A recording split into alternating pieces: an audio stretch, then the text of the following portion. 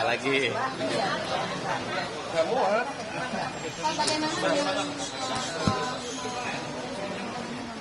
Ya, seluruh pelaporannya sudah diproses dan diterima dan nanti prosesnya dijelasin. Karena ini yang punya kuasa melaporkan. Saya hanya mendampingi yang melaporkan. Baik, selamat sore rekan-rekan sekalian. Nanti Bang Ruli akan tambahkan. Saya hanya memberikan informasi bahwa semenjak kedatangan kami untuk membuat LP, seluruh proses tadi kami ikuti dari kita melaporkan sampai selesai. Saat ini semuanya sudah diterima dengan bukti-bukti yang kami bawa, semuanya dinyatakan lengkap, gitu ya. Dinyatakan lengkap artinya bahwa apa yang kami laporkan menurut penyidik, ya, karena dikonsulkan ke penyidik, ya, bisa ditindaklanjuti dalam bentuk penyelidikan, ya. Apakah nanti akan naik ada pidananya, naik menjadi sidik atau tidak, itu kita serahkan kepada penyidik. Itu yang bisa kami informasikan. Jadi terkait laporan kepada AIP dan DD, ya kan, atas dugaan memberikan keterangan palsu di bawah sumpah di Polres Cirebon pada tahun 2016 yang lalu, ya. Karena klien kami merasa dirugikan, ya kan, akibat dari pernyataannya yang mereka ini akhirnya mendekam di penjara seumur hidup, ya, 7 orang ini dari 6 orang. Gitu, demikian. Nah, ini Bang Ruli akan tambahkan ini tunjukkan. Baik, saya yang membuat laporannya atas nama para terpidana.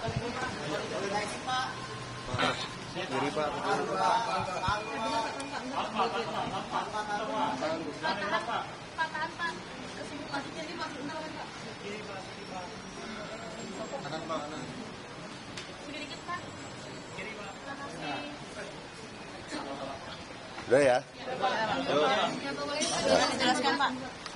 Nah, jadi betul bahwa hari ini saya membuat laporan atas nama para terpidana. Dan kegiatan ini adalah rangkaian kegiatan yang kami lakukan dalam rangka mencari novum dan bukti-bukti baru. Ke depan masih ada lagi. Nah, jadi mudah-mudahan kalau ini diterima dan terbukti, maka jalan cerita pengadilan itu jadi lain lagi. Nah, itu makanya kita membuat laporan ini. Mudah-mudahan ke depan kita akan diperiksa lagi tentunya, dan mudah-mudahan semua diberi kelancaran. Saya kira itu saja. Pasal yang disangkakan 242 mengenai laporan palsu. Pak, berarti itu tadi kan disebutkan bahwa ini akan jadi novum, ya Pak. Nah, berarti itu untuk kepentingan PK, ya Pak, ya? Betul. Kegiatan rangkaian yang kami roadshow yang selama ini kami lakukan kan muaranya nanti di PK gitu. Nah, dalam proses PK itu apakah nanti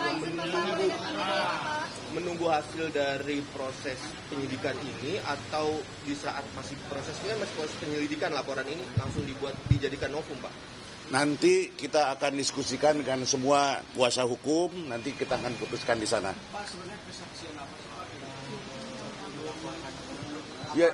Ya jelaslah kesaksian yang kita laporkan itu adalah kegiatan atau ucapan bohong yang dilakukan oleh AIP dan DD yang menyatakan bahwa mereka melihat 5 itu yang saat ini ada dalam jadi terpidana itu ada di depan SMP 11. Faktanya mereka nggak ada di situ, tapi dibilang di situ gitu loh.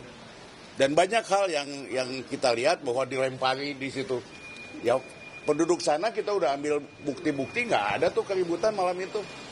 Demikian juga yang punya warungnya. Saya udah datang ke sana ngecek, nggak ada keributan tuh. Ini kan berarti diada-adakan gitu. Tapi saya juga tidak boleh mendahului penyidikan, ya nanti penyidikanlah yang lebih jelas bagaimana nih sebenarnya duduk permasalahan dan siapa yang berbohong atau dan yang tidak. Nanti akan ketahuan. Apakah juga disampaikan bahwa tahun 2016 itu jadi juga ini nggak pernah dihadirkan di persidangan juga sampai saat ini? Ya. Tapi ada BAP-nya, tapi dia tidak. Betul. Satu hal ya yang menjadi keanehan buat kami, saksi itu semua di BAP. Tapi kecuali si AFDD ini waktu di BAP dia kemudian Tidak hadir di tidak dihadirkan di persidangan. bukan waktu dia di BAP dia di bawah sumpah. Akhirnya dari situ kan sudah kelihatan bahwa dia tidak akan dihadirkan. Yang lain nggak disumpah, yang lain disumpahnya di pengadilan. Kok dia disumpahnya di depan penyidik? Ini dugaan ya. Tapi marilah nanti kita lihat bagaimana penyelidikan dan penyidikan yang dilakukan oleh kepolisian. Apakah nanti ada kemungkinan saksi yang datang untuk memperkuat ini? Banyak. Saya udah ngumpulkan lebih dari 10 saksi kok. Yang belum pernah diperiksa itu saksinya. Saya nggak boleh sebut nama saksinya karena belum waktunya ya. Nanti ada. Tapi artinya lebih dari 10. Ya. Siapa? Saya nggak tahu AF-nya melarikan diri atau enggak. Ya. Kita lihat ya nanti panggilan polisi dia datang atau enggak gitu. Ya. Soal tentang nasib Kapolda Jabar ya, banyak di sini. Mungkin harus dipecat atau kebobrokan timnya dalam pengungkapan kasus Vina, mungkin Bapak sebagai tokoh masyarakat melihatnya seperti apa sih Pak? Ya, saya hari ini berfokus pada penanganan laporan dugaan sumpah palsu, kesaksian palsu di depan penyidik, ya kan? Karena bukan dilakukan di depan pengadilan, yaitu yang kita duga adalah saudara AF dan saudara Dede. Nah, kemudian tadi bicara persoalan AF tidak ada. Ayahnya itu adalah warga Kabupaten Purwakarta, Kecamatan Pleret, desanya Palinggihan. Rumah ayahnya ada. Dan kemudian AF di mana posisi hari ini bukan kepentingan kita. Kepentingan kita hari ini adalah kita berkepentingan bahwa 7 orang terpidana yang masih mendekam di penjara harus punya jalan untuk keluar. Ya kan?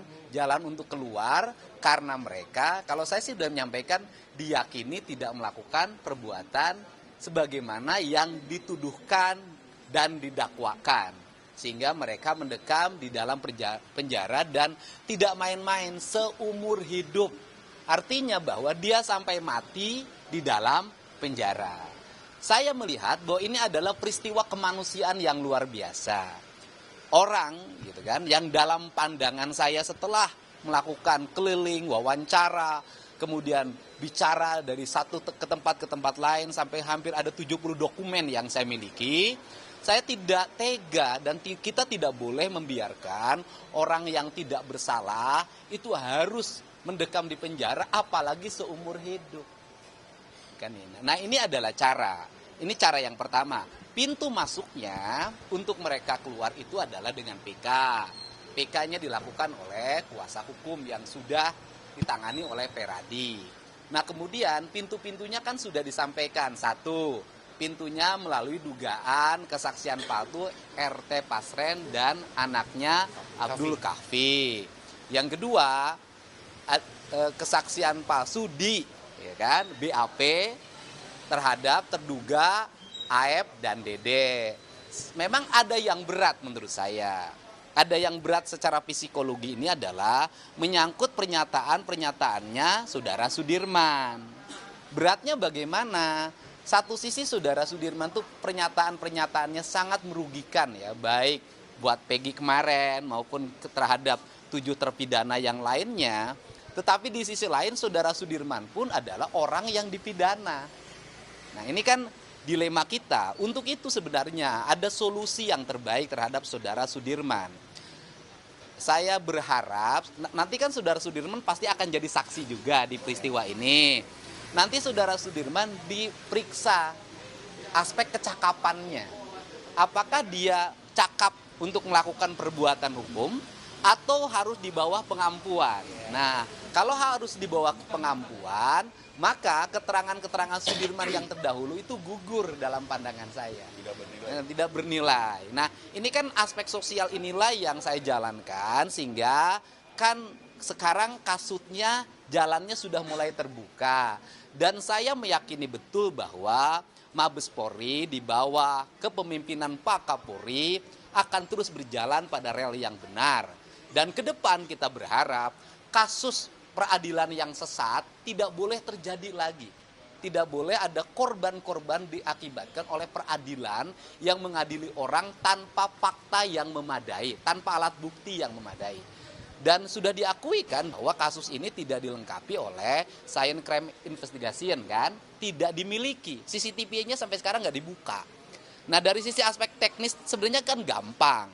Misalnya mereka waktu itu di mana sih bermalamnya, jam sekian di mana, mereka kan punya HP. HP-nya kan sudah disita. Tinggal dibuka saja HP-nya, nanti kelihatan posisinya dan ini tidak bisa dibantah lagi karena aspek sains. Mudah-mudahan Pak Bespori nanti akan menangani menggunakan pendekatan aspek sains, bukan katanya. Ya. Bapak kan sudah menilai kalau terpidana ini tidak bersalah. Kemudian di sisi lain ada orang mati 2 orang. Lantas siapa yang bisa dituntut pertanggungjawaban atas kematian 2 orang ini? Apakah karena memang kecelakaan atau ada? Oke. Gitu? Bertanya persoalan yang meninggal itu 2 orang sebenarnya bukan ranah saya, tetapi ranah kepolisian. Tetapi ini kan cara, kalau nanti kemudian 7 terpidana itu dibebaskan melalui PK, maka akan muncul pertanyaan berikutnya. Apa yang sebenarnya terjadi pada Eki dan Vina? Apakah ini kecelakaan murni atau pembunuhan? Kalau kecelakaan murni maka selesai, ya gitu loh. Berarti ada penanganan perkara yang salah. Kalau pembunuhan, nanti tinggal Mabes Polri mencari siapa pembunuh yang sebenarnya. Oke? Cukup kan? Ya, tes DNA-nya sudah, kemudian hari Senin akan diambil hasilnya. Dan kuasanya sudah diberikan penuh kepada saya untuk mengambilnya. Jadi mereka sudah tidak mencampuri lagi. Aman itu. Dan kenapa sih Peggy Cianjur saya lakukan tes DNA? Jangan sampai netizen ini, media sosial kita ini kembangkan cocok logi. Nanti setiap ada namanya Peggy dicurigai. Namanya Peggy dicurigai, kan kasihan. Untuk itu saya mengambil langkah untuk saudara Peggy Setiawan putra Pak Cecep dari Pacet Cianjur dilakukan tes DNA atas kesadaran mereka. Sehingga cocok loginya nanti tidak boleh terjadi lagi. Hal kemarin kuasa hukum dari Pak RT sendiri kekeh nih bahwa Pak RT memberikan keterangan yang sebenar-benarnya nih Pak. Nah menurut Bapak pandangannya seperti apa nih Pak? Ya itu kan nanti dibuktikan saja keterangan Pak RT Pasren itu benar sesuai dengan fakta yang sesungguhnya, tinggal dijelaskan ke penyidik. Nanti kemudian beradu dengan saksi-saksi yang lain. Cukup kan? Kenapa?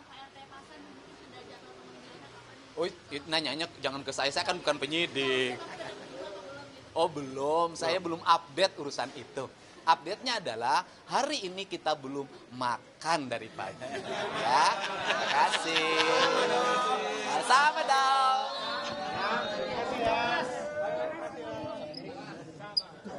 Sama ya, sama. Kita belum makan. Ruli Panggabean.